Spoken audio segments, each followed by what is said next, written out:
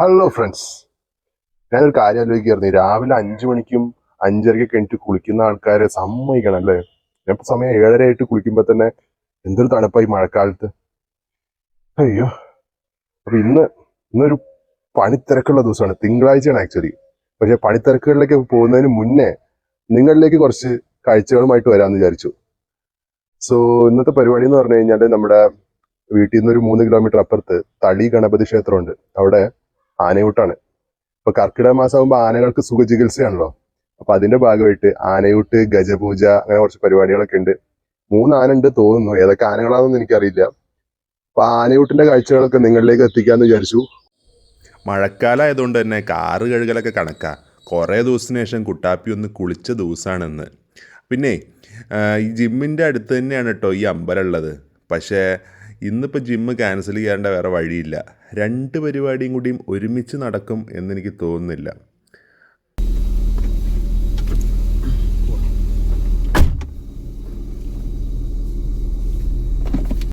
അങ്ങനെ ശ്രീ തളി ഗണപതി ക്ഷേത്രത്തിലെത്തി. പാലക്കാട് ജില്ലയിലെ ഓങ്ങല്ലൂരിലാണ് കേട്ടോ ഈ സ്ഥലം. ഞാൻ കഴിഞ്ഞ കുറച്ച് വർഷങ്ങളായിട്ട് സ്ഥിരമായിട്ട് വരാറുള്ള ക്ഷേത്രമാണിത്. എന്തോ ഈ ക്ഷേത്രത്തിനോട് എനിക്കൊരു പ്രത്യേക ഇഷ്ടമാണ്. ശിവഭഗവാനും ഗണപതി ഭഗവാനുമാണ് ഇവിടുത്തെ പ്രധാന മൂർത്തികൾ. എന്തെങ്കിലുമൊക്കെ പ്രാർത്ഥിച്ചു കഴിഞ്ഞാൽ ഉടനെ തന്നെ അത് നടക്കാറുണ്ട്. പിന്നെ നല്ല പ്രകൃതി ഭംഗിയാണ് ഈ സ്ഥലം. ഇവിടുത്തെ അമ്പലക്കുളം കാണാൻ തന്നെ എന്തൊരു ഭംഗിയല്ലേ. അതുപോലെ തന്നെ ഇവിടെ ഗണപതിക്ക് അപ്പം മൂടുന്നൊരു വഴിപാടുണ്ട്. എൻ്റെ ജീവിതത്തിൽ അത്രയധികം ഉണ്ണിയപ്പം ഒരുമിച്ച് കാണുന്നത് ആദ്യമായിട്ടാണ്. നമ്മുടെ കുടുംബത്തിൽ നിന്ന് 2 തവണയോ മറ്റോ ചെയ്തിട്ടുണ്ട്. മലബാർ ദേവസ്വത്തിന് കീഴിലാണ് ഈ ക്ഷേത്രം പ്രവർത്തിക്കുന്നത്. മഹാഭഗവത് സേവയും 1008 നാളികേരം കൊണ്ടുള്ള അഷ്ടദ്രവ്യ മഹാഗണപതി ഹോമവും ഗജപൂജയും ആനയൂട്ടുമാണ് ഇന്നിവിടെ അമ്പലത്തിൽ നടക്കുന്നത്. ഇതിന് മുഖ്യ കാർമ്മിത്വം വഹിക്കുന്നത് ക്ഷേത്രം തന്ത്രി ബ്രഹ്മശ്രീ കാലടി പടിഞ്ഞാറേടത്ത് ശങ്കരനുണ്ണി നമ്പൂതിരിപ്പാടാണ്. അപ്പം ഞാൻ ആനകളെയൊക്കെ കാണാൻ പോകുന്നതിന് മുന്നേ അമ്പലത്തിലൊന്ന് തൊഴുതിട്ട് വേഗം വരാം.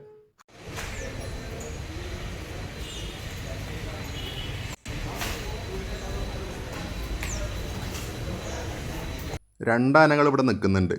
ഗണപതി ഹോമത്തിൻ്റെ പ്രസാദം കിട്ടി. അത് കഴിച്ചു ഞങ്ങൾ 2 പേരും. അപ്പോഴാണ് ഗജപൂജയ്ക്കായിട്ട് 3-മത്തെ ആന അവിടെ റെഡിയായിട്ട് നിൽക്കുന്നുണ്ടെന്ന് കണ്ട്. അപ്പോൾ ഇവിടുത്തെ കാഴ്ചകളൊക്കെ ഒന്ന് മൊത്തത്തിലൊന്ന് കണ്ടിട്ട് വരാം.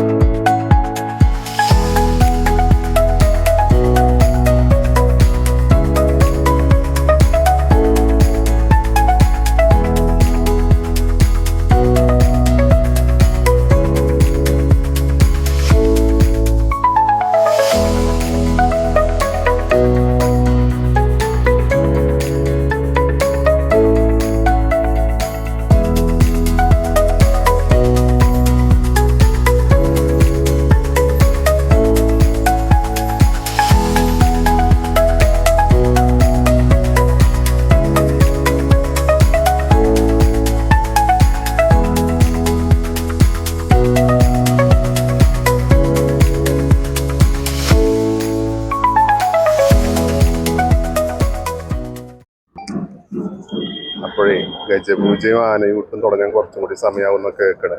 അപ്പൊ ആനയൂട്ടിന് മുന്നേ നമുക്ക് എന്തെങ്കിലും ഊട്ടാം. ഇവിടെ അന്നദാനം ഉണ്ട്. അപ്പൊ ഇഡ്ഡലിയും സാമ്പാറും അടിച്ചിട്ട് വരാം. അമ്പലത്തിൻ്റെ ഊട്ടുപുരയിലാണ് ഇന്നത്തെ പ്രഭാത ഭക്ഷണം. നല്ല ഇഡ്ഡലിയും അതുപോലെ സാമ്പാറും. 3 ഇഡ്ഡലി എടുത്തു. അതിനോടൊപ്പം തന്നെ ചുക്ക് കാപ്പി ഉണ്ടായിരുന്നു. പക്ഷെ ഞാൻ അധികം കുടിക്കാറില്ല.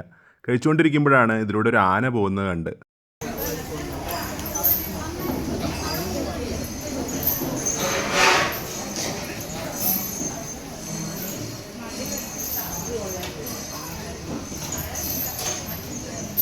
ഇവിടെ ഇഡ്ഡലിയും സാമ്പാറും അടിച്ചിരുന്ന് കഴിഞ്ഞാൽ ആനയൂട്ട് അതിൻ്റെ സമയത്ത് തീരുമെന്ന് വിചാരിച്ചപ്പോൾ പെട്ടെന്ന് തന്നെ കഴിച്ചിട്ട് പാത്രമൊക്കെ കഴുകി ആനകളുടെ അടുത്തേക്ക് പോവുകയായി.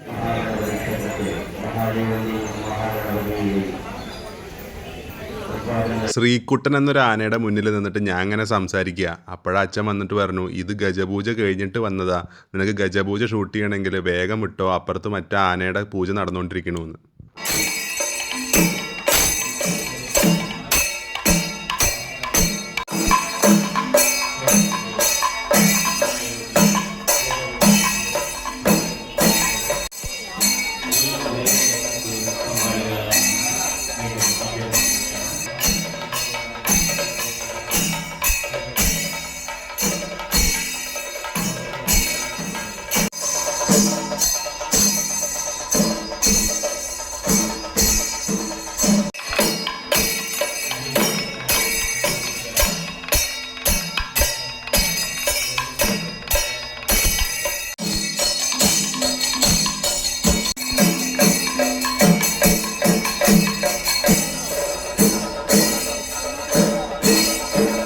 കുറച്ച് കുട്ടിയാന ഇവനാണ്. അപ്പോൾ അവൻ്റെ ഗജപൂജയും കഴിഞ്ഞിട്ട് അമ്പലത്തിൻ്റെ മുന്നിലേക്ക് പോവുകയാണ്. അവന് ഉരുള കിട്ടിയോണ്ടാണോ എന്തോ കണ്ണ് നിറഞ്ഞിട്ടുണ്ട്. ഫ്രണ്ട്സെ, നമ്മൾ വിചാരിച്ച പോലെ അല്ല സംഭവം. 3 ആനയാണെന്നാണല്ലോ ഞാൻ പറഞ്ഞതും, അതുപോലെ പോസ്റ്ററിൽ ഉണ്ടായതൊക്കെ 3 ആനയാണ്. പക്ഷെ ട്വിസ്റ്റ് എന്താണെന്ന് വെച്ച് കഴിഞ്ഞാല് 4ാമതായിട്ടൊരു ആനേനെയും കൊടുക്കുന്നുണ്ട്. ചിലപ്പോൾ ഇവര് ലാസ്റ്റ് മിനിറ്റിൽ അറേഞ്ച് ചെയ്തതായിരിക്കും. എന്തായാലും ആ 4ാമത്തെ ആനയ്ക്ക് കൊമ്പ് അല്പം കുറച്ച് കൂടുതലാണ്. അപ്പൊ 3 ആനയുടെ കഴിഞ്ഞപ്പോ ഞങ്ങൾ ഇങ്ങോട്ട് വന്നു. അപ്പോഴാണ് 4ാമത്തെ ആന വരുന്നത്. അവന്റെ എൻട്രി കാണാം. പേരറിയില്ല. ഇതിലാകെ 2 ആനയുടെ പേര് എനിക്കറിയുള്ളൂ. ശ്രീകുട്ടൻ, ഒന്ന് ശിവ. മറ്റ് 2 ആനകളുടെ പേര് എനിക്കറിയില്ല. അവസാനം നമുക്ക് അറിയാൻ പറ്റുമോ നോക്കാം. കണ്ടോ, ഓൾറെഡി 3 ആനകൾ ഇവിടെ നിരന്നു കഴിഞ്ഞു. അവിടേക്ക് 4ാമത്തെ അവന്റെ എൻട്രി. അത് ഞാൻ പറഞ്ഞ പോലെ അതിന്റെ കൊമ്പ് കുറച്ച് വലുതാണ്.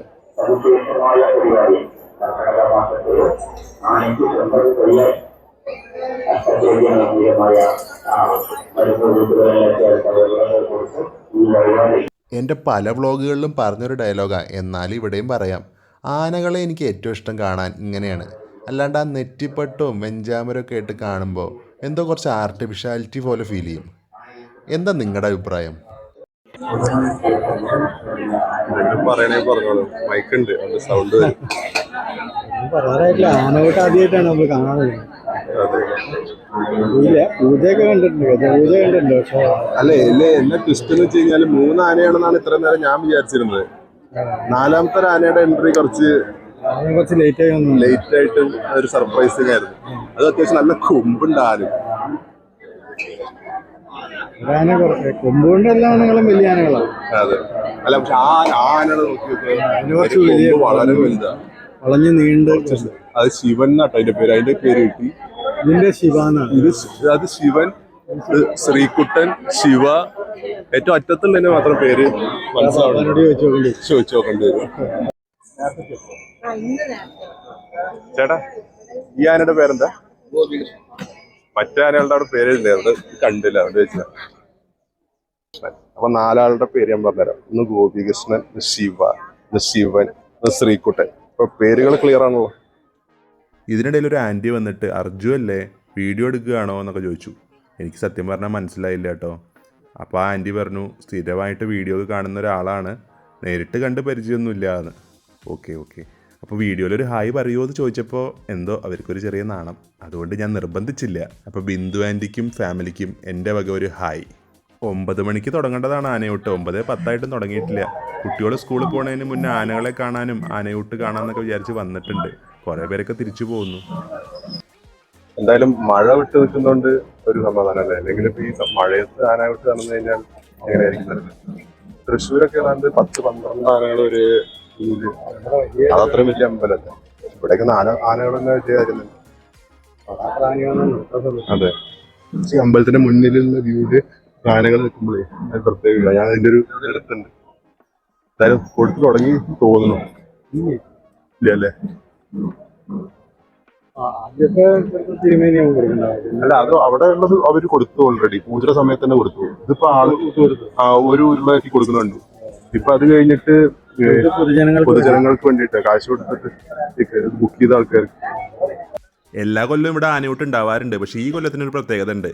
ഈ കൊല്ലത്തിൽ ആദ്യമായിട്ടാണ് ഞാനിവിടെ വന്നിട്ട് വ്ളോഗ് എടുക്കുന്നത്. അത് തന്നെ പ്രത്യേകത. എല്ലാ ആനകളുടെയും പുറത്ത് പാപ്പാന്മാർ കയറിയിരിക്കേണ്ടതാണ്. പക്ഷേ ശിവൻ്റെ മേലെ മാത്രം പാപ്പാനിരിക്കുന്നുണ്ട്. ബാക്കി എല്ലാവരും ഫ്രീ ആണ്.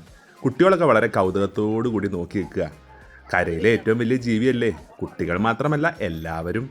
അപ്പോൾ ആനയ്ക്ക് കൊടുക്കാനുള്ള ഉരുളകളൊക്കെ ഇവിടെ റെഡി ആയിട്ടുണ്ട്. ഇന്നാ കഴിക്കാമല്ലേ. ഓരോരുത്തരായിട്ട് വന്ന് കൊടുത്തോളുക. നമ്മൾ വീഡിയോ എടുക്കുന്നത് കണ്ടതുകൊണ്ടാണോ എന്തോ ആന അങ്ങനെ പോസ് ചെയ്യുന്നുണ്ട്. Hi, super. ഗോപികൃഷ്ണൻ ആളൊരു കില്ലാടി തന്നെ. ഗോപികൃഷ്ണൻ്റെ തൊട്ടപ്പുറത്ത് നിൽക്കുന്ന ശിവ തലപ്പൊക്കത്തിൻ്റെ കാര്യത്തിലാണ് കൂടുതൽ ശ്രദ്ധിക്കുന്നത്. അവങ്ങനെ തലയെടുപ്പോടു കൂടി നിൽക്കുന്നുണ്ട്.